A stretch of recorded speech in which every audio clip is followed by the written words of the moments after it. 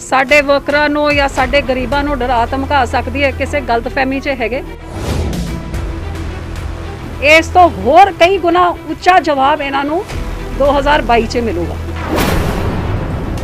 ਜਿਨ੍ਹਾਂ ਨੇ ਅਕਾਲ ਤਖਤ ਸਾਹਿਬ 'ਚ ਹਮਲੇ ਕੀਤੇ ਨੇ, ਅਕਾਲ ਤਖਤ ਸਾਹਿਬ ਨੂੰ ਢਹਿ ਰਹੀ। ਹੁਣ ਗੁਰੂ ਨਾਨਕ ਸਾਹਿਬ ਦੇ 500 ਸਾਲਾਂ 'ਚ ਜਿਹੜਾ ਥਰਮਲ ਨਾ ਰੱਖਿਆ ਗਿਆ, ਹੁਣ ਉਸ ਥਰਮਲ ਨੂੰ ਢਹਿ ਕਰਕੇ ਅੱਜ ਉਹਨਾਂ ਦੀ ਜ਼ਮੀਨਾਂ ਨੂੰ ਖਾ ਪੀਣ।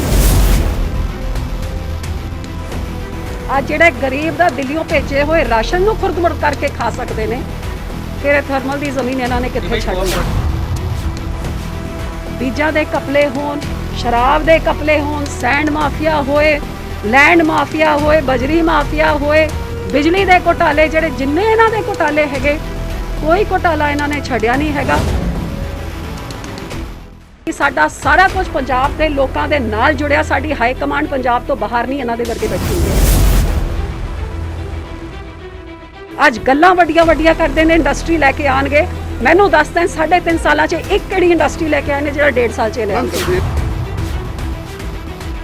ਅੱਜ ਕੇਂਦਰੀ ਮੰਤਰੀ ਹਰਸਿਮਰਤ ਕੌਰ ਬਾਦਲ ਬਠਿੰਡਾ ਵਿਖੇ ਪਹੁੰਚੇ, ਜਿੱਥੇ ਉਹਨਾਂ ਨੇ ਕਾਂਗਰਸ ਸਰਕਾਰ ਨੂੰ ਲੰਮੇ ਹੱਥੀ ਲੈਂਦਿਆਂ ਜੰਮ ਕੇ ਭੜਾਸ ਕੱਢੀ।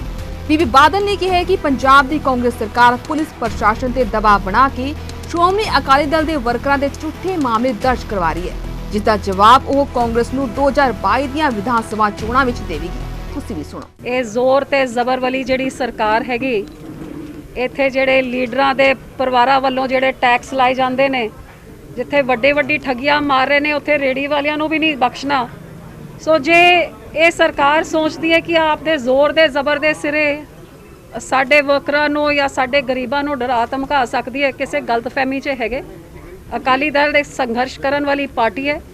ਇਹਨਾਂ ਦੇ ਜ਼ੋਰ ਦੇ ਜ਼ਬਰ ਦਾ ਸਾਹਮਣਾ ਸਾਨੂੰ ਕਰਨਾ ਆਉਂਦਾ ਹੈ, ਤੇ ਇਸ ਜ਼ਬਰ ਦਾ ਜਵਾਬ ਜਿਵੇਂ ਲੋਕ ਸਭਾ ਚੋਣਾਂ 'ਚ ਬਠਿੰਡੇ ਦੇ ਲੋਕਾਂ ਨੇ ਦਿੱਤਾ, ਇਸ ਤੋਂ ਹੋਰ ਕਈ ਗੁਣਾ ਉੱਚਾ ਜਵਾਬ ਇਹਨਾਂ ਨੂੰ 2022 'ਚ ਮਿਲੂਗਾ। ਬਠਿੰਡਾ ਥਰਮਲ ਦੇ ਗੇਟ ਦੇ ਬਾਹਰ ਬੈਠੇ ਇੱਕ ਬਜ਼ੁਰਗ ਕਿਸਾਨ ਦੀ ਮੌਤ ਤੇ ਬੀਬੀ ਬਾਦਲ ਨੇ ਕਿਹਾ ਕਿ ਸ਼੍ਰੀ ਗੁਰੂ ਨਾਨਕ ਦੇਵ ਥਰਮਲ ਪਲਾਂਟ ਬਠਿੰਡਾ ਨੂੰ ਬੰਦ ਕਰਨ ਦੇ ਹੁਕਮ ਪੰਜਾਬ ਸਰਕਾਰ ਪੱਕੇ ਤੌਰ ਤੇ ਦੇ ਚੁੱਕੀ ਹੈ, ਜਿਸ ਕਾਰਨ ਵੱਖ-ਵੱਖ ਧਿਰਾਂ ਵਿੱਚ ਰੋਸ ਹੈ, ਜਿਸ ਦੇ ਚੱਲਦਿਆਂ ਕਿਸਾਨ ਵੀ ਇਸ ਦੇ ਰੋਸ ਵਿੱਚ ਸੰਘਰਸ਼ ਦੀ ਕਗਾਰ ਤੇ ਹੈ, ਜਿਸ ਦੀ ਸ਼ੁਰੂਆਤ ਇੱਕ ਬਜ਼ੁਰਗ ਕਿਸਾਨ ਨੇ ਆਪਣੀ ਜਾਨ ਦੇ ਕੇ ਸ਼ੁਰੂ ਕਰ ਦਿੱਤੀ ਹੈ।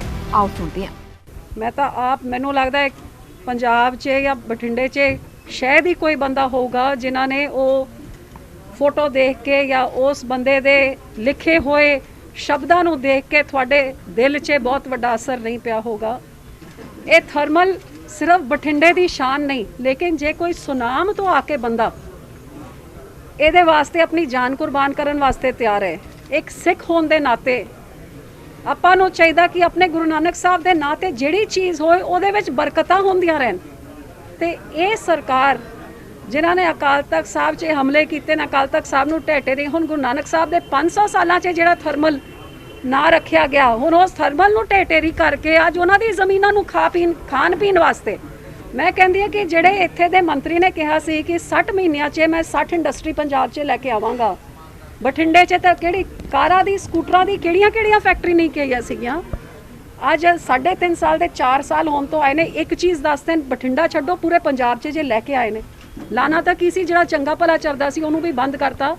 ਹੁਣ ਉਹਦੀ ਜ਼ਮੀਨ ਵੇਚ ਕੇ ਜੇ ਤੁਸੀਂ ਕੋਈ ਇੰਡਸਟਰੀ ਲੈ ਕੇ ਆਣੀ ਹੈ, ਜਿਵੇਂ ਤੁਸੀਂ ਕਹਿ ਰਹੇ ਹੋ, ਤਾਂ ਫੋਕਲ ਪੁਆਇੰਟ ਦੀ ਵਾਧੂ ਜ਼ਮੀਨ ਪਈ ਹੈ, ਬਥੇਰੀ ਜ਼ਮੀਨਾਂ ਪਈਆਂ ਨੇ। ਇੱਕ ਸਿਰਫ ਲੁੱਟਣ ਦਾ ਜਿਹੜੀ ਇਹਨਾਂ ਦੀ ਨੀਅਤ ਹੈਗੀ।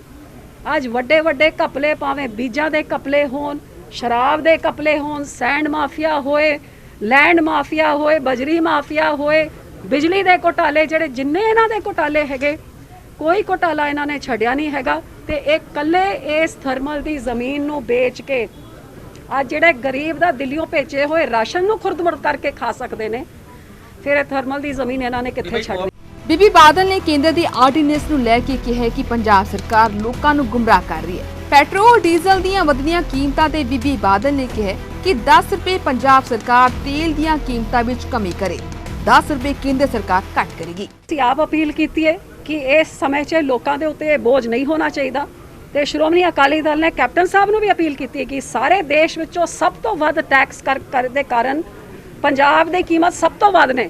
10 ਰੁਪਏ ਤੁਸੀਂ ਘਟਾਓ ਤੇ 10 ਰੁਪਏ ਪ੍ਰਧਾਨ ਮੰਤਰੀ 'ਚੋਂ ਆਪਾਂ ਵੀ ਘਟਾਵਾਂਗੇ, ਲੇਕਿਨ ਇਹ ਤਾਂ ਨਹੀਂ ਚੱਲੂਗਾ ਕਿ ਤੁਸੀਂ ਆਪ ਦੇ ਟੈਕਸ ਸਭ ਤੋਂ ਦੇਸ਼ ਤੇ ਵੱਧ ਰੱਖੋ ਤਾਂ ਕਹੋ ਕਿ ਕੇਂਦਰ ਮਾੜਾ ਕਰ ਰਿਹਾ ਹੈਗਾ। ਬਠਿੰਡਾ ਤੋਂ ਪੱਤਰਕਾਰ ਪਵਨ ਬਾਂਸਲ ਦੀ ਰਿਪੋਰਟ, ਚੜ੍ਹਦੀ ਕਲਾ ਟਾਈਮ TV।